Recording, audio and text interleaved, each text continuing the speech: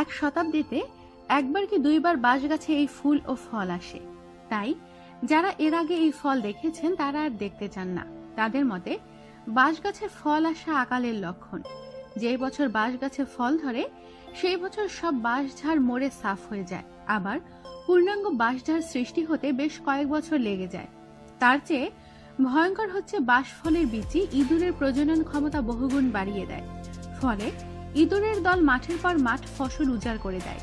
এর পরিণতি হিসেবে দেখা যায় খাদ্যাভাব। নানা প্রকার বাঁশঝাড়ে নানা সময়ে ফুল ধরে, কোনটিতে 3 বছর, কোনটিতে 50 বছর, কোনটিতে বা 100-150 বছর পরেও। ভারতের মিজোরাম রাজ্য, বার্মার চীন এবং বাংলাদেশের পার্বত্য অঞ্চলে মোলকান বাকিফেরা নামে এক প্রকার মূলি বাঁশ জন্মে, যাতে 48 বছর পরে ফুল ধরে। এদিকে জাপানি বাঁশ 130 বছর পর্যন্ত ফুলবতী হতে পারে। এই গাছের বীজ বা রাইজম নিয়ে যদি একই সময় লাগানো হয় আমেরিকা, ইউরোপ বা আমাজনের অরণ্যে, তবে একই সময় ফুল ফুটবে তাতে।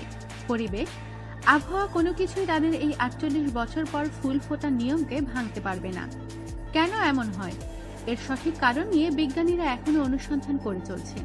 তবে এই বাঁশ গাছের প্রতিটি উদ্ভিদ কোষের ভেতরে এর ফুল ফোটার আঙ্কিক নিয়ম নীতি নির্ধারিত থাকে বলে মনে করা হয়।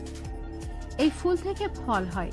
অন্য বাঁশের তুলনায় বেশ বড়সড় ফল, জলপাইয়ের চেয়েও বড়। ফল পড়ে গাছের তলা বিছিয়ে থাকে, বাঁশঝাড়ও মরে যায়।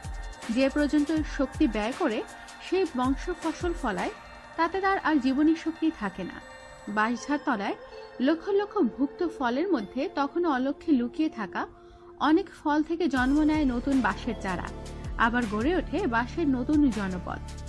এই গণপুষ্পায়ন ও সংশ্লিষ্ট কিছু বিষয় নিয়ে টিভিতে ইন্টারভিউ দিয়েছেন পেনসিলভানিয়া বিশ্ববিদ্যালয়ের জীববিজ্ঞানের অধ্যাপক ড্যানিয়েল জ্যানজেন। গাছ তার বংশ রক্ষার জন্যই এমন কৌশল অবলম্বন করছে বলে তার বিশ্বাস।